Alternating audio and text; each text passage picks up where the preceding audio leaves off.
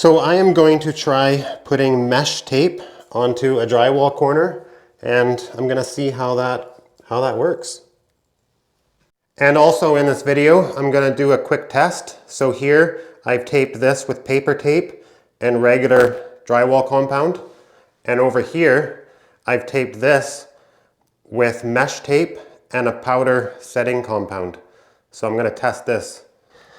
Interestingly, I've had a lot of comments on my channel where people have said that paper tape in corners is wrong and that you should only use mesh tape, which is contrary to everything that I know as a professional. Okay, so I'm going to try my very best here. So once it sticks in place, it's kind of stuck there. You can't really adjust it after. So if I start getting off track like that, I have to pull it all off again and retry. So this is really like an exercise in just trying to keep it straight onto that corner.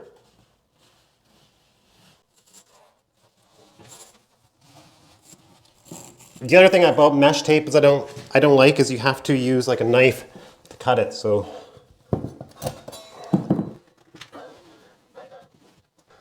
like first, it doesn't actually go in square. So I'd have to use my finger like that to really push it in. And then it's kind of like bunching up along the sides. And then the other thing with mesh tape is you get these stray fibers like that. So here, I gotta push that down. And I don't like that it's I tried my best to get it square, but I'm gonna have to square that out. So I'm gonna try using my knife.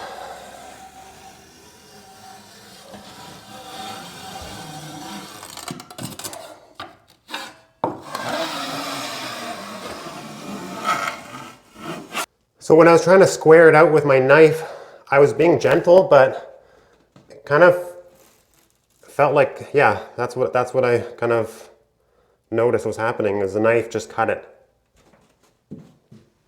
You see, with paper tape, you can just crease it, and then it's ready to go, and it just goes in square.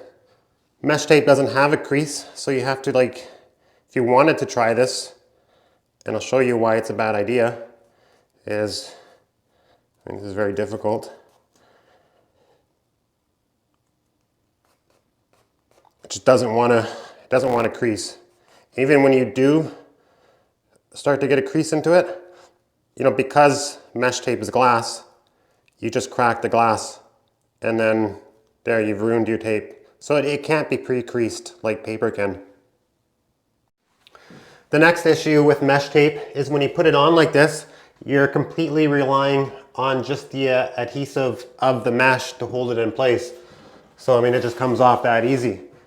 Over here yesterday, I put the mesh tape on and then I mudded over it with a setting compound. And as strong as setting compound is, because the mesh is the weak point, it just comes off that easy. Over here yesterday, I taped this with paper tape. This was a bad spot to pick because the window's kind of drowning out the light of the camera. But as you can see, the paper just rips the surface of the paper, but this tape is not going to come off. Okay, let's try this little test. So this is mesh tape.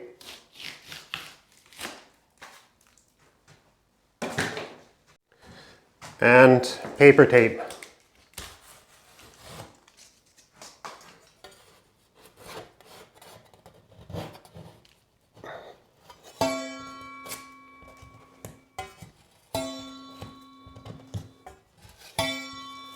Yeah, it's not coming off, it's fused to the wall.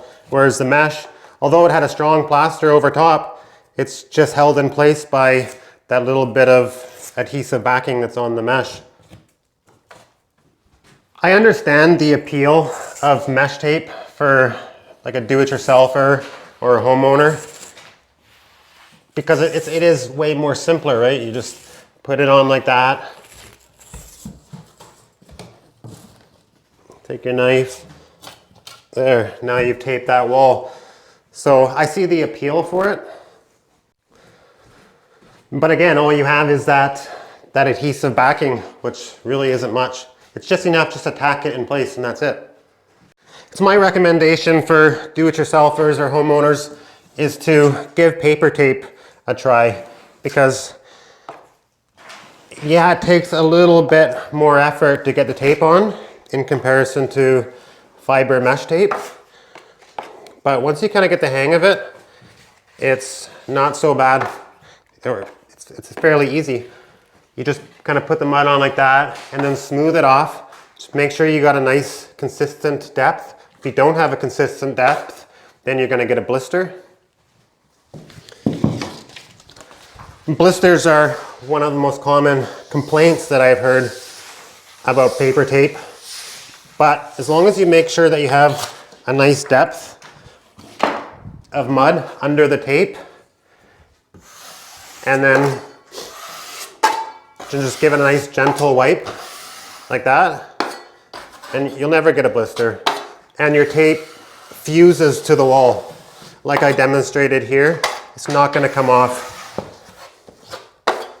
So this kind of little demonstration here is, I mean, it's kind of the reason why a lot of professionals don't want to use fiber mesh tape.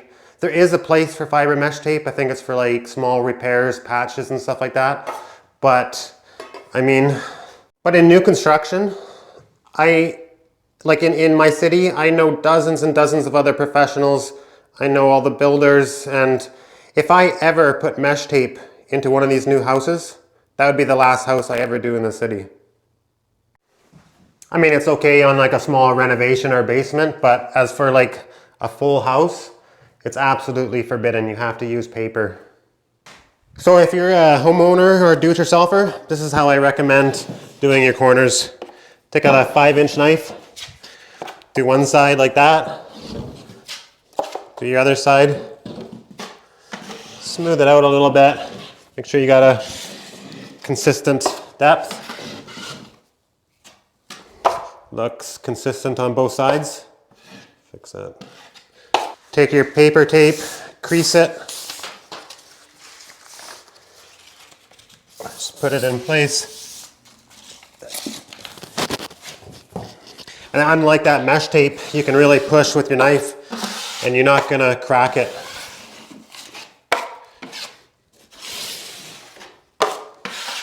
See, it's that easy. Maybe just one more pass to smooth it out. There, it's good.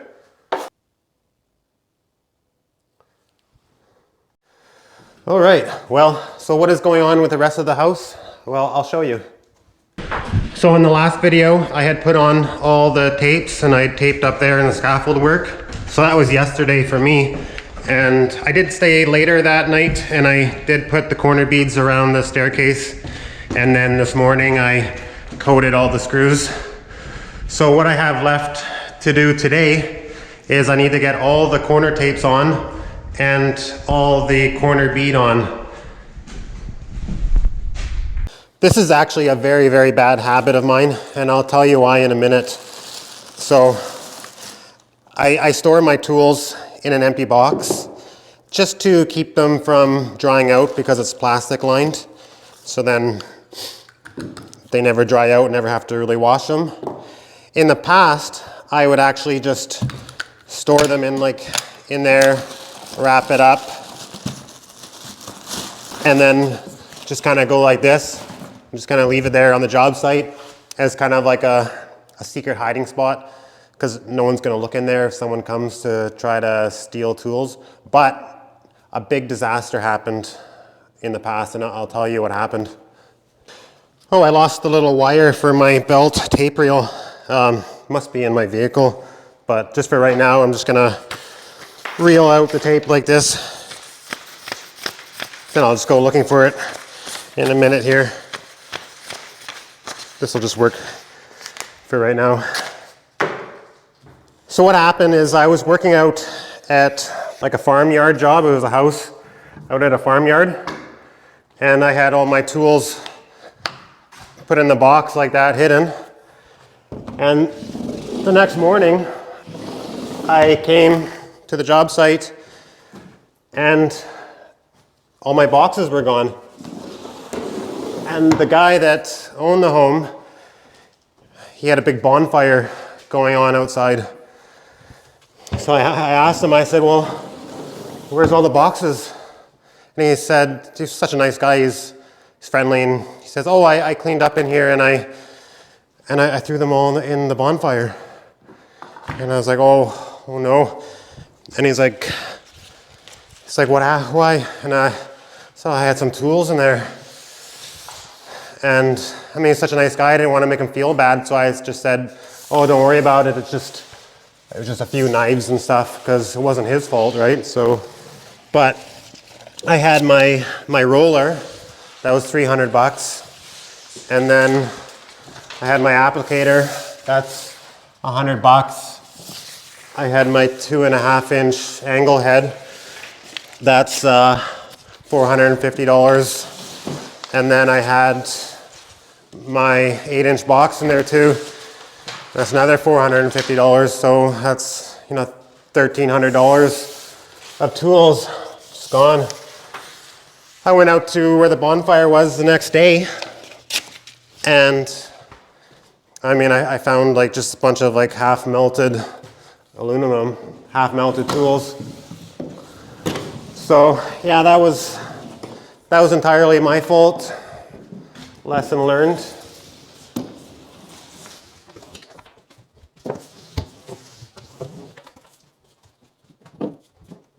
I really like these angle heads over the flushers. I just find that they make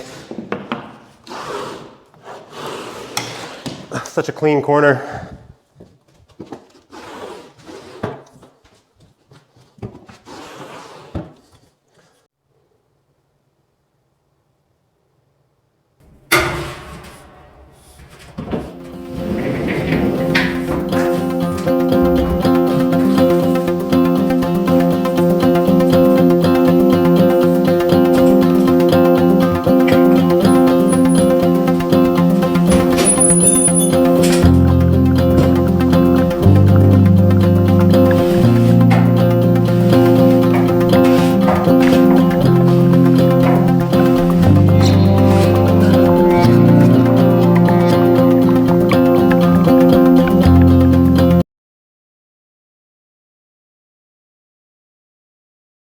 So I just wanted to clarify one thing in this video. I can't use mesh tape myself in my city. My city is Winnipeg, Manitoba, Canada. One of the reasons is this city is built on a floodplain, so it's 100 feet down to the bedrock. So when we build houses, the foundation piles, they just kind of go down so deep into the mud and that's it. And we're also one of the coldest cities in Canada, and we're also one of the hottest cities in Canada. Winnipeg is actually known as, I think it's actually known as the coldest city in the world with a population over 500,000. I would have to confirm that, I'm not exactly sure. So what happened in decades past is drywall contractors would use mesh tape, they would use paper tape, but what the builders found was that the drywall contractors who used just paper tape, they had actually less issues with the warranties. So the other thing is that our houses are actually built entirely of wood. I know in other places in the world they build with concrete block and brick, but our houses are completely wood and timber. And that wood and timber will actually shrink a little bit over the years, and that causes the houses to, shift and contract even more. In renovations and repairs, those houses, the timbers have already shrunk and the foundations have already settled. So I think you could use mesh tape in renovations and repairs without any problem. I also think that it's where you are in the world. If you're in a place in the world where you build with concrete block or brick, or you don't have major seasonal changes, or your foundation piles actually touch bedrock, then your houses or your buildings aren't going to shift so much, and you're not going to have the contraction and expansion issues that I experience in the houses that I do. And then I think in those situations, I think mesh tape would be okay.